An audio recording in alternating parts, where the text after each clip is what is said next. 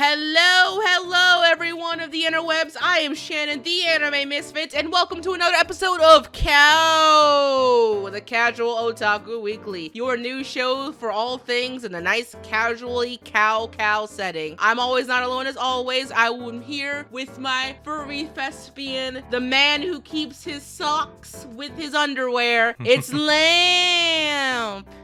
I'll sometimes mix together. Mostly they're separate drawers, but sometimes, things get a bit weird. Oh, how weird. We talking, Lamp? Like I mixed underwear and socks, but then I'm like, wait, I grabbed the wrong thing, and then I almost wear my underwear as the socks for the day. Oh, goofy me. Oh my god! Well, we have a very interesting show for you today because, well, we got really one big story and a lot of small ones. So let's just get right into it with...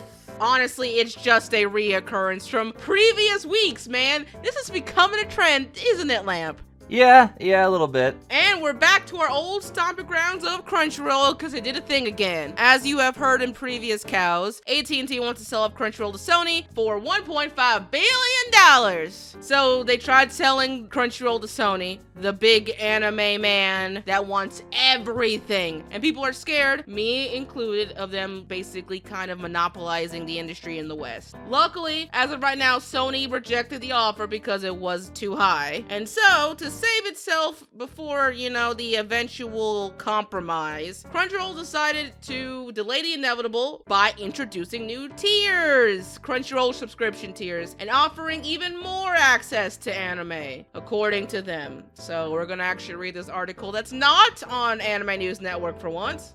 Crunchyroll will soon have new ways for anime fans to experience its constantly expanding library, with the addition of new membership tiers, combined with the additional features including offline viewing. It will soon be easier to enjoy anime everywhere at any time, and I, for one, think it's bullshit. A lot of the changes they made just either they don't feel enough to be worth the price point, or I can get that very price point on other platforms. So we're gonna go over them real quickly. First is a good old free tier. The good news is they're gonna keep the free option if you don't want to pay for anything. It'll be ad supported like always, and you'll get simulcasts a week after they air. Next, in the premium tiers, we have the fan tier. And when I emphasize the fan tier, I mean just the word fan. Originally, this was the premium tier that they prided themselves on, where you can watch ad-free anime right out from Japan with all of their library and manga for however you want. This was $7.99. I remember I had this deal before I moved to Verb, which in my opinion has more of a value, but we'll get to that point. And I can kind of see what they're saying. A lot of people don't like the fact, for one, that it's just called the fan tier. It's just the lowest tier. It makes it seem like you're not doing them a solid by just paying the higher tiers.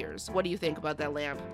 I mean, the whole thing comes off with an air of, oh, you want to enjoy Crunchyroll? Well, you can pay for the fan tier, I think. But if you want to support us, here's a better option. Yeah, like, we're trying to save you from the man that is Sony. We're trying to, incentivize you to pay the higher tiers, which honestly, they aren't that great. So, moving on to the Mega Fan, which is $9.99 a month. In addition to all the other perks, Mega Fan tier introduces offline viewing and access to 4 Lamp. Count them, 4 concurrent streams. Members will also receive a special benefit to the Crunchyroll store and provide $15 off your purchase of every $100 every 3 months. Every 3 months, Lamp. Yeah, that's basically simping at that point for the Crunchyroll people. Oh my god, he said the dreaded S word. Lamp! Wash your mouth! We don't say those words around these parts. Sorry. No, you can say those words. Like, simp it up, man. Simp. Simp.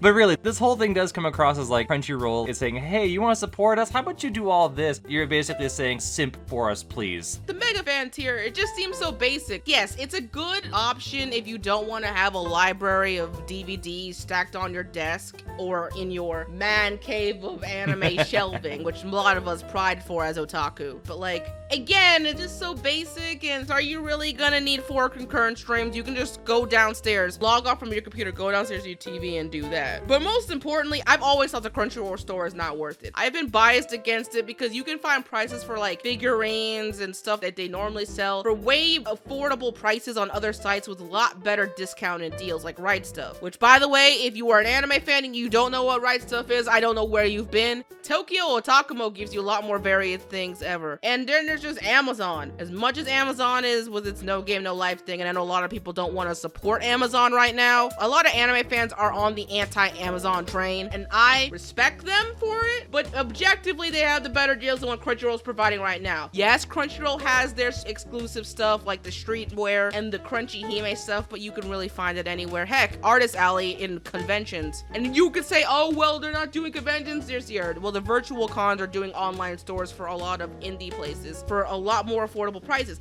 What I'm basically saying is that there's better competition out there for less incentivized to do the mega fan tier.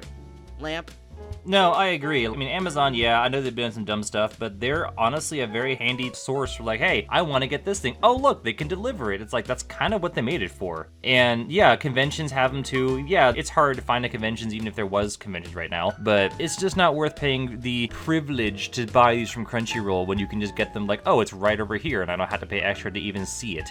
Yeah, but we're not done yet, Lamp. We have the ultimate fan tier. You ready? No! You ready? Yeah. For $14.99 a month, sign up for the ultimate fan tier and you'll get the biggest package of all. Besides everything we just said, yada yada, you'll get 6 concurrent streams. No!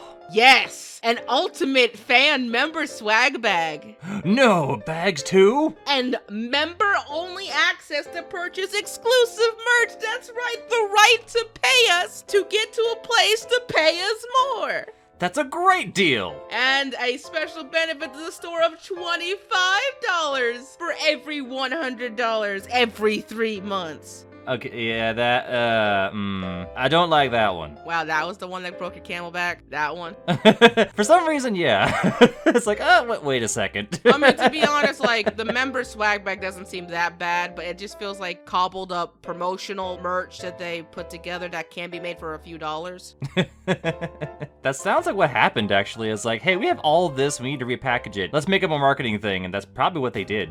Again, not being a whore to write stuff, but their blind boxes are more worth it than this, man. And the blind boxes are always discounted. As for the access to the purchases of the exclusive merch, I've never been a fan of them. I just haven't been a fan of that type of model. That should be in the normal fan tier. You're already paying premium. That'd be too easy. Why not just give people the incentive of going to your store for the exclusive merch? But no, you have to be an ultimate fan. The kicker with all this is that Crunchyroll has done it better elsewhere. Look at Verve, their other service. Not only is that a way better deal for the mega fan price of $9.99, you get Hidive too, which is a good service if you like Sentai Filmworks anime. It's also a good place to watch other shows like Harmon Quest and all the like other indie places that you would like to do. And it's not the best deal around, but it's way better deal than the mega fan pack, and especially a better deal than the ultimate fan pack. That's not to mention the fact that Warner is already trying to consolidate Crunchyroll into HBO Max. So if they do that, what's the point of Crunchyroll anyway if they'll just put everything on HBO Max? The exclusivity, I guess? Like, you're either a Crunchyroll purist or you're gonna be like, oh, you can watch it a little bit, or you can watch it through Crunchyroll specifically. I know, but objectively the better deal will just get HBO Max for the same price as the Ultimate Fan tier, and then just get way more stuff. Yeah.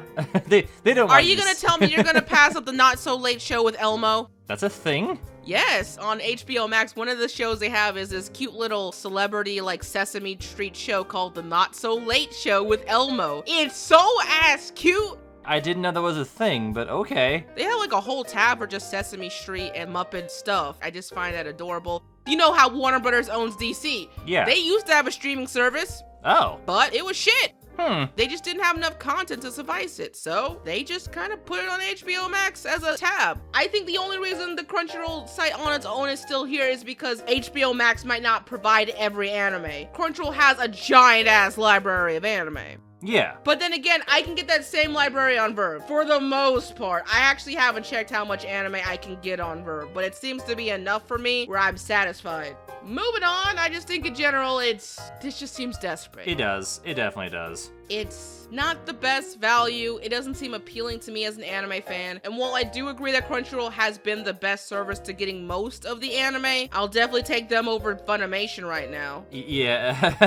But at the end of the day, I do think Crunchyroll needs to step up its game if it wants to continue being an independent provider of anime for the West. As much as I think they did waste a little too much money on their business office, It's amazing, but also so extra. it's so extra. Maybe if they cut down on that, maybe they can start allocating their costs better. Like we always say, we'll have to see, and the backlash is gonna be very fun to watch. But let's move on to a lot more smaller stories of the day because a lot of these could be talked about in a few minutes. So we go to our first one about NIJISANJI. NIJISANJI VTuber agency opens recruiting for creators, big air quotes, for the official English YouTube channel, and they're asking people to sign up for it. But I don't know if it's for the staff or I don't know if it's to become actual VTubers. They do say they were looking for all types of content creators, so I don't know which is which. I mean, I'm definitely gonna apply just for the heck of it. What about you, Lamp? Yeah, I mean, might as well. I mean, I don't know what they're looking for personally, but if they're looking for someone with charisma, I might have some of that. Applicants are asked about their experience in animation, video editing, illustration, image editing, music composition, voice acting, translation, proofreading, and 2D and 3D modeling. Oh yeah, I read all that.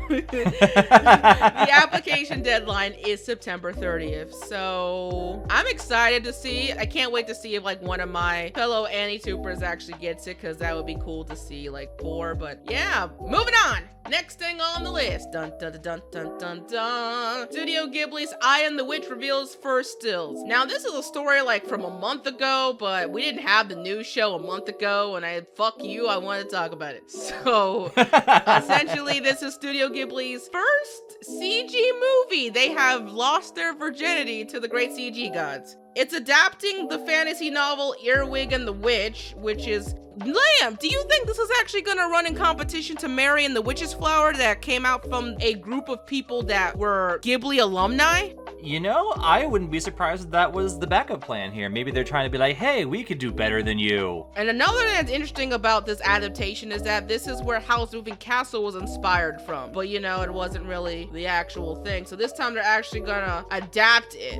Story follows a young girl who grows up without knowing that she is the daughter of a witch. One day, she is brought back to the strange house to live with a mean witch. You're a witch, Hermione. You're a witch, Hermione. Ha ha ha ha ha ha ha.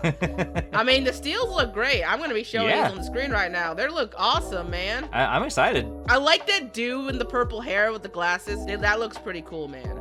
As long as it doesn't become a Sonic situation where the 2D to 3D move from Sonic, it was not good at first. So hopefully this will do better than that. Someone's a little bit salty about that. No, just wary. If you've ever seen the Sonic jump from 2D to 3D, that was a rough jump, but it worked out in the end. Okie dokie then. Next story. The English version of Magia record, Madoka Magica side story. I'm not doing the Puli Magica thing. Fuck you to me trying to say that. The side story mobile game leaves the English market on September 29th. So, sucks to be anybody in the English version. And I used to play a little bit before I stopped myself because the game was heating up my phone and I could not be bothered to re-download it and hurt its poor memory. The statement says that the Magica stones, the in-game currency, will be purchasable until the 10th and will last 30-day Magica Pass, will be on the market until August 30th. So today, which sucks to be you. We're as too late for all of this today, aren't we? They do want to mention that Magica stones, like accounts, cannot be transferred and paid stones will not be refunded. So the reason I even brought this tiny news up in this article is because it reminds me about all the other MMORPG/phone games that are just dying in the West and just being exclusive to the Chinese and Asian markets because of their love for microtransactions. And unless you've been under a rock for the past couple of months, the Western world has been not too kindly to microtransactions of any kind and how predatory they've become. So there's been more of a pushback, specifically for MMOs, especially a lot of the games I loved. I used to play a lot of MapleStory 2. When all that happened, it just became seems so sad to see all my work kind of go simply because we weren't really cared for in the first place. English markets don't only factor into about a small portion of the audience anyway for these types of games, and it's just sad to see another game. This was a really nice game, but I know another reason why Magica Record got axed here. Their microtransaction events were just too much. There was too many of them. I agree with the populace. There was just way too many over and over again, and then they would just last like very few days, and then another one would take its place. There was no time to breathe and just play the story. I mean, it sounds pretty par for the course for most of those mobile games. Yeah, and so it makes sense why a game of that aggression would leave. It's just sad because Madoka Magica is such a beloved show over here in the anime fandom, so yeah. Do you know what's not so bad though, Lamp? What is? The fact that a show is shipping my boys sword art style. Yes, we're finally getting to it. This is my version of the fucking Charger story from last week that Lamp got to choose. This is my story. Sword Art Online, Kirito, and Eugeo inspired necklaces. That's right, baby. Woo! Sword Art Online 3rd season Alicizzations. Kirito and Eugeo are inspired by a double ring necklace signifying their bond. Their bond, Lamp. It's totally not because selling the gay is marketable. Jewelry and accessory maker You Treasure is releasing a silver necklace based on Kirito's Night Sky sword and Eugeo's Blue Rose sword. The patterns of the two swords are woven together like a double ring. Aww. Okay, so doing this again for my excuse to talk about Eugeo and how he died for no reason for stupid Alice because the harem needed to be filled. Fuck the show for doing that. I'm salty still. But this is my personal version of everybody's comeuppance about Shinji and the other dude from Ava and how they're just marketing the gay for that. And I know that was technically kind of confirmed in headcanon.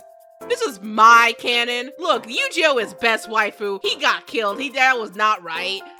Fuck them. And this ring is proof of that. I would buy it just out of spite.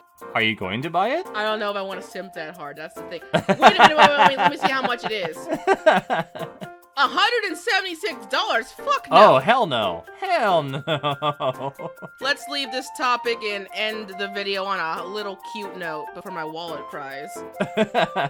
Alright, some feel-good endings. A real-life corgi befriends life-size Pokemon Yamper plush. An adorable Japanese couple posted a video last month of their pet corgi named Mugi, who recently celebrated his 2nd birthday by getting a new best friend, a life-sized plush of the Pokemon Yamper. And I already watched this, man. It's really cute, man. Did this need to be news? No, it did not. No, it did. It totally did. But it's worth it. This is a palate cleanser for me. And unlike the double rings, this is like $50 for the life-size one. And it's like $17 for the normal size one. It's just, oh, Lamp. Wait, it's $50 for that Nolan Yamper thing? For the life-size version. If you want like a life-size corgi version, it's like $50. Oh, okay. If you want the normal version, it's like $17, which makes more sense for Animu merch. I mean, I'd still buy it because it's just cute. That's adorable little Pokemon thing there. Oh, it just healed the soul. I just don't got much else to say about that. But anyway, no recommendations this week. I could not be bothered. I just feel doing recommendations every single week would kind of make it disingenuous. So we're doing every other cow. We're going to try to do recommendations. So we have 2 weeks to find stuff we actually want to recommend and like and shit. So I've been talking too much, Lamb. You actually end this off by telling people to do it this time. If you enjoy what you saw in this week's episode of Cow, then make sure to like, subscribe, and leave us a comment about what you want to hear in the next episode and the next time we start mooing over the news. And finding petty articles to reaffirm our ships. Because that's what we're doing. But thank you all for watching, and as always, have a good rest of the week, drink your milk, and stay tuned to anime. Goodbye, all you shitlords.